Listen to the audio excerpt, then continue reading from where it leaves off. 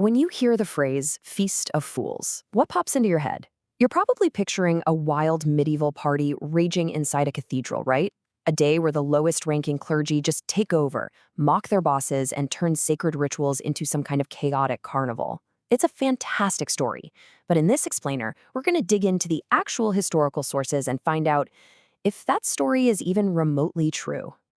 Yeah, the popular image is just glorious anarchy. We think of drunken revelry, bizarre masks, a total upending of church discipline. One critic at the time even called it a kind of theatrical representation and masked demonry. And that's the version of the story that has captivated people for centuries. This idea of a belief-sanctioned explosion of blasphemy right in the heart of the medieval church. But here's the big question that's going to drive our whole investigation today. Is that sensational picture accurate? Was the Feast of Fools really this subversive, almost pagan-style riot? Or have centuries of retelling twisted a much more complex and, honestly, a way more interesting reality? To get to the truth, we have to start with the name itself. That word, fools, is the absolute key. But what kind of fool were they actually celebrating? Well, the answer isn't in some wild carnival. It's actually deep in theology. So, first clue. It turns out the feast wasn't even called the Feast of Fools in the beginning.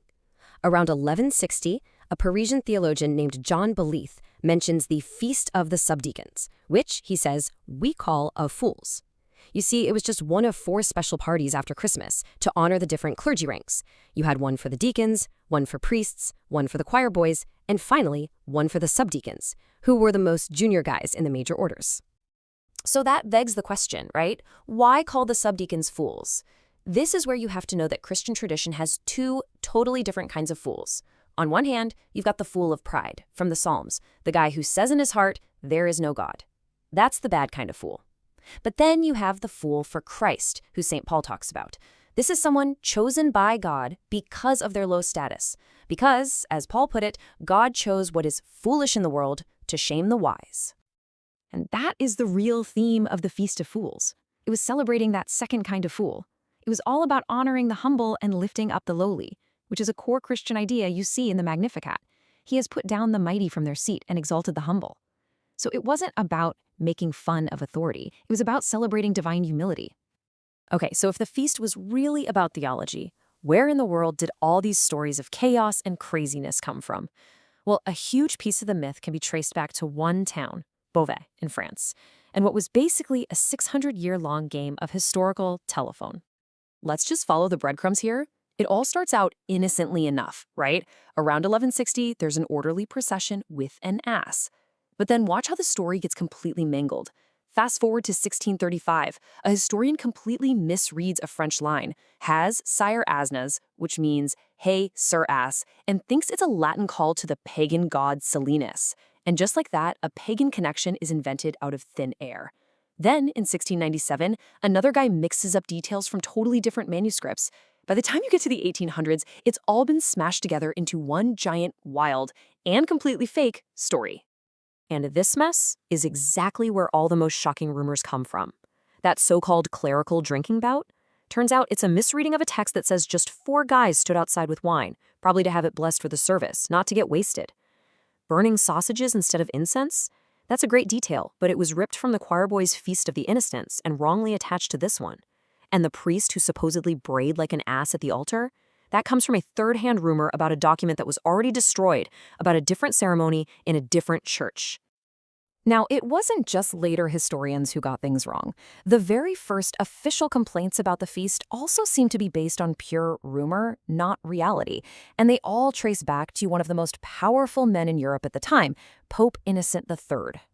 So, in 1198, a representative for the Pope sends this blistering letter to the Bishop of Paris about the feast at Notre Dame. He says he's heard that the church was, and I quote, defiled not only by foul language, but even by the shedding of blood. It is a shocking accusation.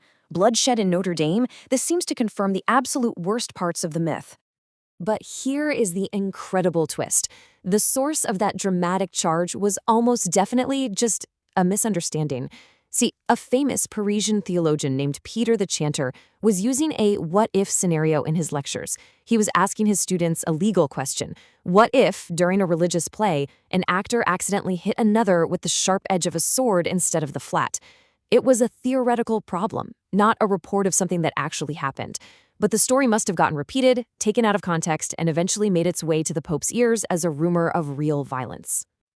So if the feast wasn't a bloody riot, how did the church authorities actually deal with all of its festive energy? Well, the answer isn't what you'd expect. They didn't crack down on it. They actually leaned into it.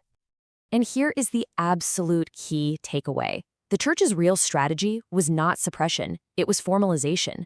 Instead of banning all the festive parts, they soaked them up into a more sophisticated, more complex, and more controlled liturgical event. Basically, they gave it an upgrade. Just look at what Bishop Eudes of Sully actually did in Paris in 1198. First, he formalized the liturgy, getting rid of any ad-libbed parts and replacing them with a fully written-out script. Then, he added incredibly sophisticated music. We're talking advanced polyphony. He also regulated the processions and, this part is crucial, he made sure everyone sat in their normal rank-ordered seats. He was channeling the energy, not trying to extinguish it. And this is so cool. Far from being a source of decay, these feasts became centers for artistic innovation. I mean, the greatest composers of the era, like Paratinus from the Notre Dame School, were writing stunningly complex and beautiful music just for these celebrations. Some pieces even called for a circular dance as part of the celebration, a joyful but totally choreographed part of the official liturgy. And to really get a sense of the balance here, check this out. In the complete written-out service for the feast from the Cathedral of Sens, there are 152 different musical and liturgical parts. Now guess how many of those were the extra liturgical elements unique to the feast? Just 6. The overwhelming majority of it was standard, beautiful, and deeply orthodox worship. So we've gone on this journey from a wild myth of Bacchic chaos to a reality of deep theological celebration and incredible artistic innovation. The true story of the Feast of Fools wasn't one of subversion, but of sophisticated creative worship that celebrated humility. And that journey leaves us with one last question. What does it say about us that the story of drunken brain clerics is so much more famous than the one about beautiful polyphony? It really seems like history is often shaped less by what actually happened and more by the stories we just find more entertaining to tell.